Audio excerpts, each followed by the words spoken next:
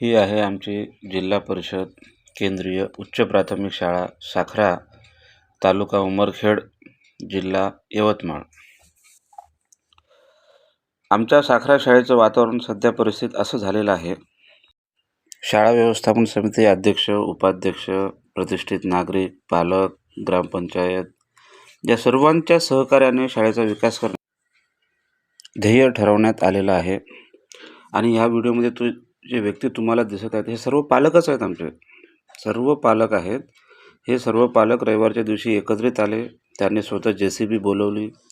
JCBच्या मार्फत स्वतः त्यांनी खड्डे करण्यासाठी सांगितले. स्वतः ट्रकच्या माध्यमातून काळी माती शाळेत आणून टाकली. आणि ह्या सगळ्यांबरोबर आमचे विद्यार्थीसुद्धा रविवारच्या दिवशी शाळेत आले होते आणि सर्व शिक्षक शाळेत उपस्थित होते. सकाळी 8 वाजेपासून ते रात्री 8 वाजेपर्यंत हे काम आमचं चालत राहिलं. आणि असं म्हटलं जाते ना की शाळा हे गावाचा आरसा आहे आणि हे जे आरसा आहे त्याला अतिशय व्यवस्थित, सुंदर आणि स्वच्छ ठेवण्याचं काम आमच्या साखरा गावातील सर्व पालक यांनी ठाम निश्चय केलेला आहे.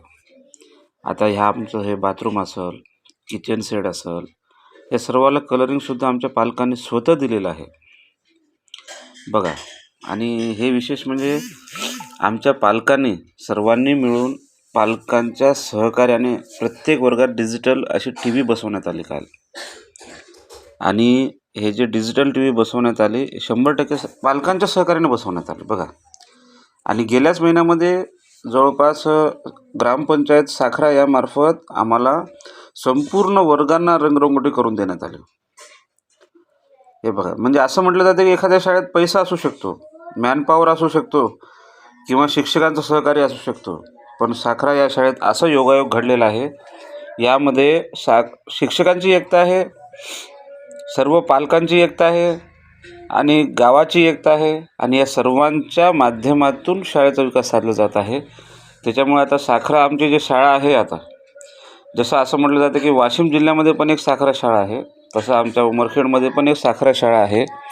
आणि उमरखेडमधील साखरा शाळेची वाटचाल वाशिममधील साखरा शाळेप्रमाणे बदल करण्यासाठी अतिशय वेगाने धाव घेत आहे.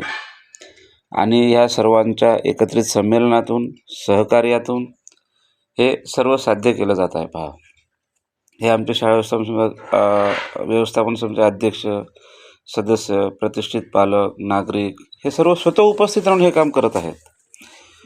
असं आहे पहा. सकाळी 6 वाजताच आमच्या अध्यक्षांचा असा मेसेज आणि व्हिडिओ पडतो की आमच्या शाळेच्या ग्रुपवर, आम्ही शाळेत उपस्थित झालेलो आहोत, सर्वांनी त्वरित शाळेत यावे. बघा, सकाळ झाल्याबरोबर आता म्हणजे पालक आपल्या स्वतःच्या कामामध्ये, इतर व्यवसायामध्ये बिझी असतात. तर आमच्या पालकांचं ध्येय असं ठरलेलं आहे की पहिल्यांदा उठल्याबरोबर शाळेत जाऊन राहायचं, आपण शाळेचा विकास करायचा, शाळेची स्वच्छता करायची, शाळेचे कामं करायचे. हे आमच्या आज रोजी पालकांचं टार्गेट ठरलेलं आहे. आणि ह्या पालकांबरोबरच आमचे शिक्षकसुद्धा पूर्ण जेवढं सहकार्य देतात तेवढं सहकार्य देत आहेत. आणि हे पहा, हे रविवारचं दृश्य आहे. सुट्टीच्या दिवशी आमचे पालक, विद्यार्थी, शिक्षक सर्व शाळेमध्ये उपस्थित होते. आणि सकाळी जवळपास 8:30 वाजल्यापासून रात्री 8 वाजेपर्यंत सर्वांनी काम केलं. आमच्या साखरा शाळेमध्ये आजची परिस्थिती अशी आहे, जर याचा कदाचित कोणी भेट दिलं तर असं वाटेल की हे काय चालू आहे साखरा शाळेत, अशी परिस्थिती झालेली आहे. कारण आता आम्हाला सर्वांना फक्त शाळेचा विकास करण्याचं ध्येय ठरल्यामुळं आम्हाला आता टाईमचं बंधन राहिलेलंच नाही. सर्व शिक्षक एकजुटीने, सर्व पालक, सगळे विद्यार्थी शैक्षणिक क्षेत्रात असं म्हणजे सगळं बाजूनं एक आगळं वेगळं प्रयत्न चालू आहे. विशेष म्हणजे आम्ही आमच्या शाळेमध्ये गेल्या शनिवारी पालक सभा घेतली. पालक सभेमध्ये फक्त मुद्दा मांडण्यात आला की आपल्याला एक पेड माँ के नाम या उपक्रमाअंतर्गत झाडे लावायचे आहेत. जसं मीटिंग चालू होती, मीटिंग संपेपर्यंत 16 पालकांनी प्रत्येक झाडाला 300 प्रमाणे तात्काळ त्या मीटिंगमध्येच पैसे देऊन टाकले 16 पालकांनी. बघा, असं गावातील लोकांचा रिस्पॉन्स आहे प्रत्येक कामाच्या बाबतीत. आणि लगेच दुसऱ्या दिवशी 25 पालक आले आणि लगेच तिसऱ्या दिवशी 36 झाले आणि चौथ्या दिवशी लगेच 40पर्यंतचा आकडा गेला.